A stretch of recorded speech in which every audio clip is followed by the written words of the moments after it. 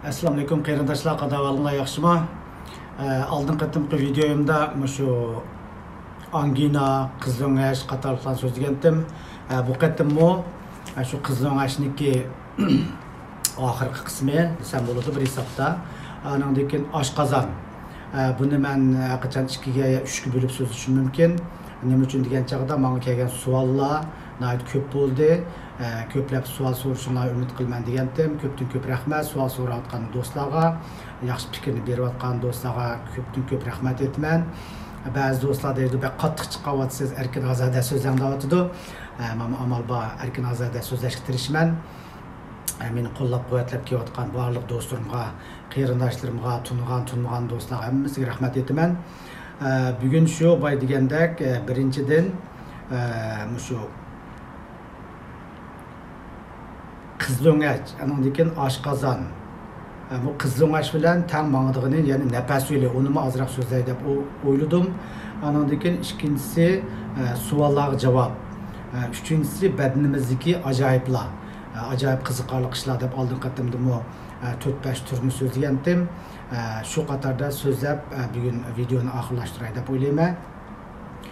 Hamda ma resimga qarasanglar, shu qizlo'ngach bilan tang mangdig'ini, yani bir nafas yo'li bor, o'ylab bilamiz. Oldidagisi nafas yo'li, oqida qizlo'ngach mangdi. Bo'ynimizniki oldi tarafi shu nafas yo'li, shuning keyni tarafda shu nima mangdi?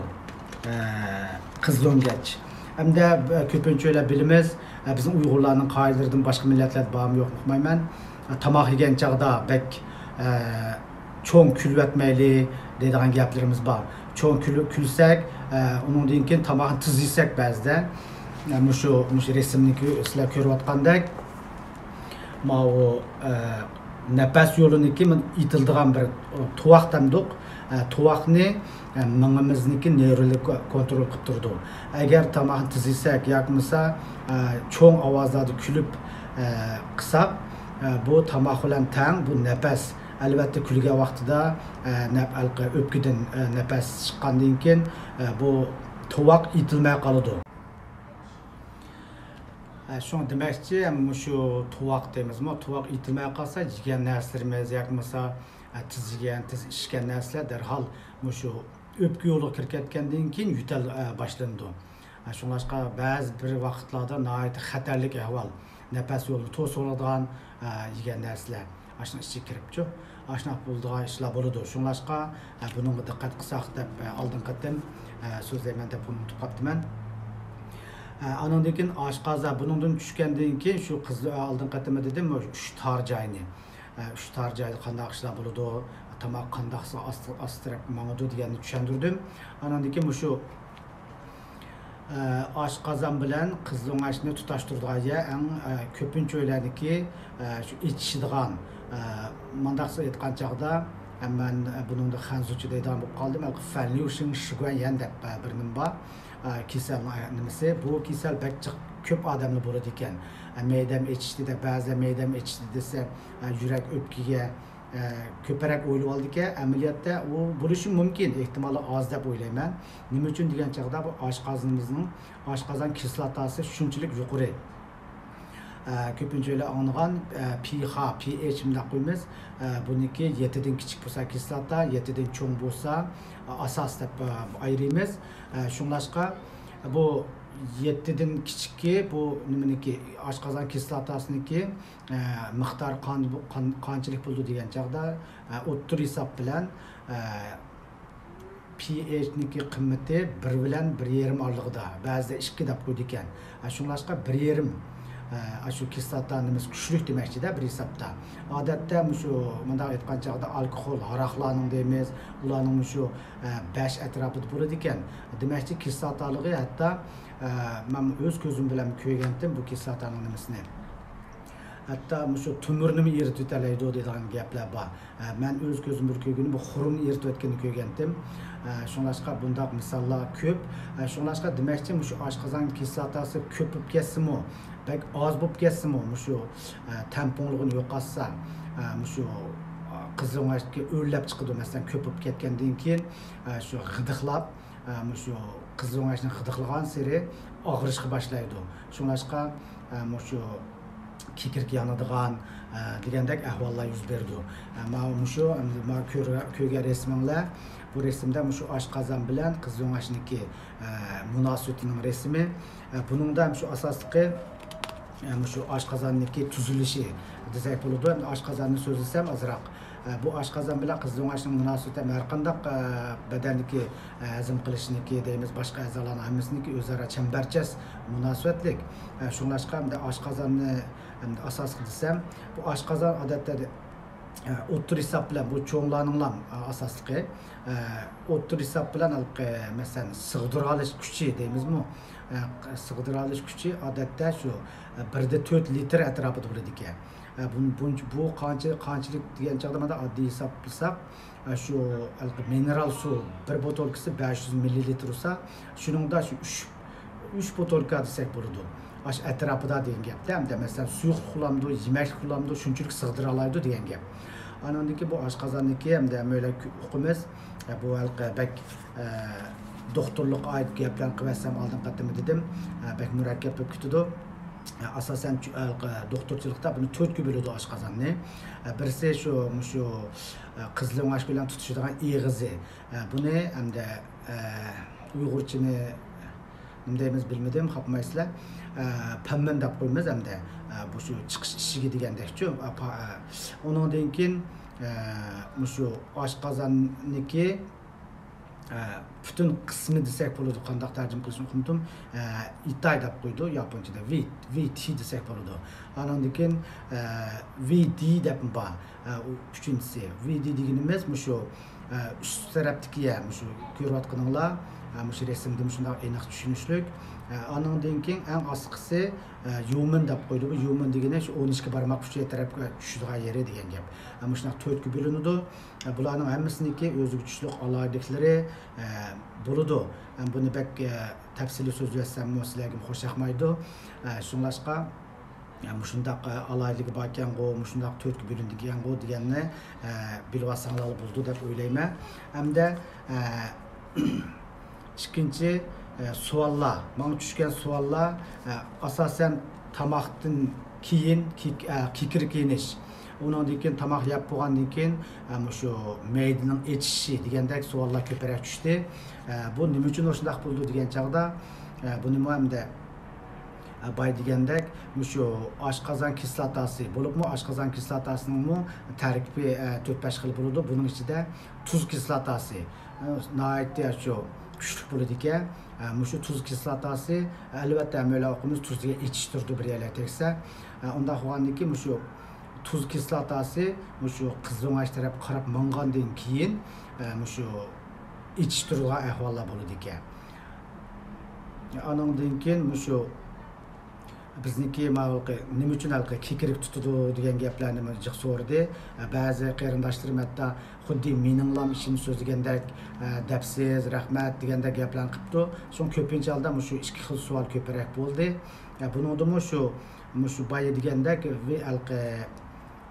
oshqozonniki shu VD degan yerga, cho'q tarafga shu gazlar yig'ilib qolgan vaqtlarda, andan keyin masalan kislotalik moddalarni ishga vaqtida shu oshqozonimizda karbon dioksidi bir xil gaz hosil bo'lib, undan keyin shu kekirk yanadi ekan. Shunlashqa shu buniki endi birdan-bir alohidaligi deymizmi, bu kekirk yandi degan gap, shu oshqozonniki sal binormal ahvoli, oshqozonniki normallikdan sal eshib ketgani desakmi bo'ladi. Andan keyin shu oshqozonniki bayim dedim, oshqozon shu kislotasi masalan sesiq kekirman deydigan bolalar odamlar bor-ku. Shunday bo'g'ini sesiq kekirib bo'g'ini oshqozon kislotasiniki ko'payib ketganining isboti bo'ladi ekan. Andan keyin shu bilib bilmay deymizmi, bilib bilmay havoni sumirgan chog'dan ba'zida ko'pligan gazlar oshqozon tushgandan keyin shu kekirk yenish. Kekirk yenish deganimiz bu faqat oshqozondagi nervlarniki kasallariga deb diagnoz qo'yilib bo'ladi ekan. Demakchi, bu qatim hamda shu oshqozon bilan shu qizlo'ngach, andan keyin qizlo'ngach tamamlagan shu nafas yo'lini azroq so'zladim. Hamda yana savollar bo'lsa, so'rasanglar, qoldirib qo'ysanglar, menga Facebook'dan savollarni qoldirayotgan qarindoshlarim bor, YouTube'ning ostiga savollarni qo'yayotgan do'stlarimiz bor. Sizlarga ko'p rahmat aytaman. Hamda bugungi eng oxirgisi shu badanimizdagi ajoyib qiziqarli ishlar desak bo'ladi bir hisobda. Ba'zi odamlar deydi dunyoda, ba'zi odamlarning tug'ilishida yuragi sirtida tug'ilgan odam bo'ladi ekan. Ondan keyin mingimizniki odamning shu yurak to'xtashi ya nafas to'xtab ketgandan keyin mingimizniki hayot turish vaqti eng ko'p bo'lgan chog'da 6 minut bo'la oladi ekan. Ondan keyin yana birisi muhim ish, hozir uyg'uqlash balki muhim o'rin egallaydi. Qalaymaqan uyg'uqlash usulini qo'llansangiz, mingi yujarlari deydi. Mingini nobud qilish qarab mingish ehtimoli bor ekan. Shunga cho'nqur diqqat qilishingiz kerak degan gaplar bor ekan. Ondan keyin odam bir kunda o'ttir hisobda 25 ming qatim nafas oladi ekan. Degandek mana qiziqarli ishlar bor ekan. Shunlashqa men har qatim shu videomda mana qiziqarli ishlarni oxirida azroqdan bo'lsin so'zlab buni so'g'oq bilimlardan deymiz. Yaponcha mamiyachishki deb qo'ydim. Mamiyachishki degan purchoq bilimlari deb tarjima qilsak bo'ladi bir hisobda.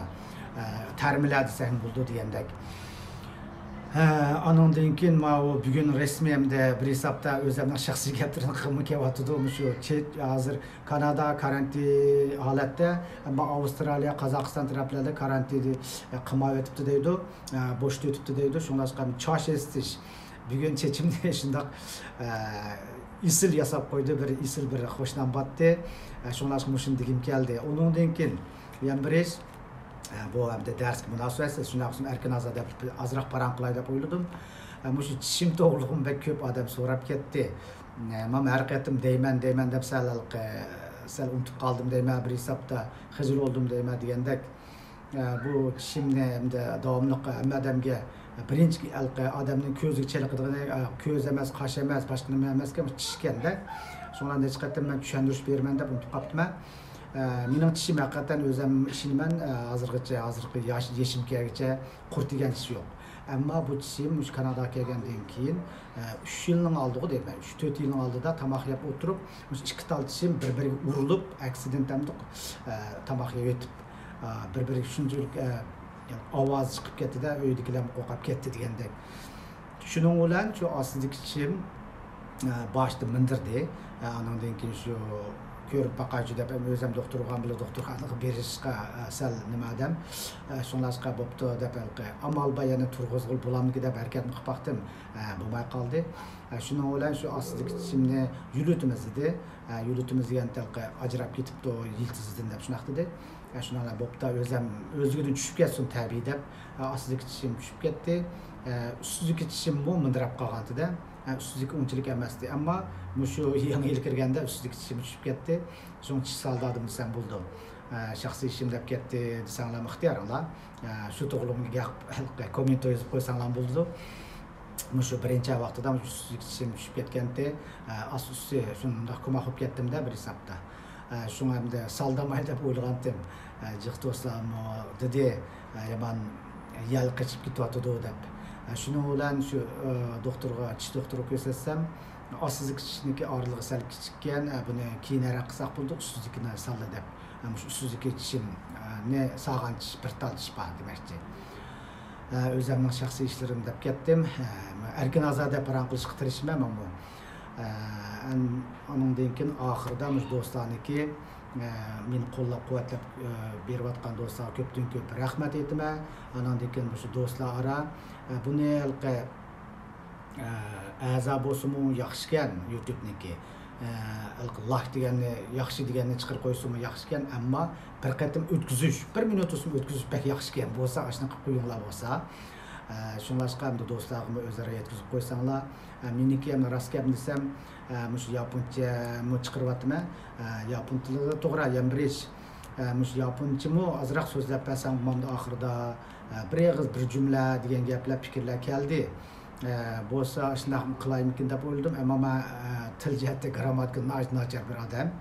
Ammo grammatika deganni mana til o'rganish jarayonida o'zimizning badaniga singib kiramdikin deb o'yladim. Amaliyotda yaponchada shunaqa bo'ldi desam bo'ladi. Ishonchim bor. Shunlashqa odatda conversation qatorida masalan mening ismim nima deb gap qilgan qiyofatda kilaqatimdan boshlab shu jadvalimga kirgizib har qatim bir jumla yoki ikki jumla mening ismim nima, men qancha yosh kirdim degandek mana odatli so'zlarni yaponcha uyg'urcha bir minut yo bir minutni oshirmay degandek shu videomning oxiriga albatta bu tansoqliq to'ppi tansoqliq videosi shundoq bo'lsinmi hamda hozir xabarlar bak ko'p, sizlarning ko'rgan narsalardan bak ko'p. Mana shu asosli men bu jiqishlarda 70-80% deyman. Qolganimiz shu asosan o'zimizning ixtiyor paranglarni asosli tansoqliqni so'zlab, uningdan keyin shu ushaq-tushak lilla gaplarni, rost gaplarni desak, menimcha yaxshi bo'ldi deb o'ylayman. Shunlashqa ko'pchilikka ko'pdan ko'p rahmat. Bu damamda men shu rostini desam shu uyg'urcha dars berib boqmag'achqa sal tamtiraydigan haqiqatan. Yaponchani pek yaponda dars bergachga yaponchani birdamlam chiqarib o'tdim rostga desam. Shunlashqa yaponchani hozir oz chiqarib qoldim. Shu yaponliklarni shundoq yaxshi banga komment olan beryotdi. Shunga hamda o'zimning ikkinchi yurti bo'lgandiki ba'zi qarindoshlarimiz dedi yaponcha chiqamay uyg'ur tilida chiqarsam mamdu deganlar bo'ldi. Ularga rahmatimni bildiraman, ammo yapon o'zim qiziqmanda, qiziqish eng muhim deb o'ylayman. Shunlashqa yaponcha orqali materialni ko'rib uyg'urcha so'zlayotqachqa yaponliklar bo'lsin ozroq. Mening yapon o'quvchilarim ko'p. Shunlashqa shu o'quvchilarim ko'rib o'tibdi, men kommentlarni yozib turyapti. Shunlashqa ozroq bo'lsin foydam tegib qoladi degan maqsadda so'zladim. Bugun gapim to'ldirib qoldi. Qat'iy xapmaysizlar. Shunlashqa yetlarni davomli yaxshi o'tkazishinglarni umid qilaman. Undan keyin bizning Kanadada pat yaqinda karantiniki oxirlashini umid qilaman. Balki men umid qilayotganda xayr xo'sh. Omon bo'linglar.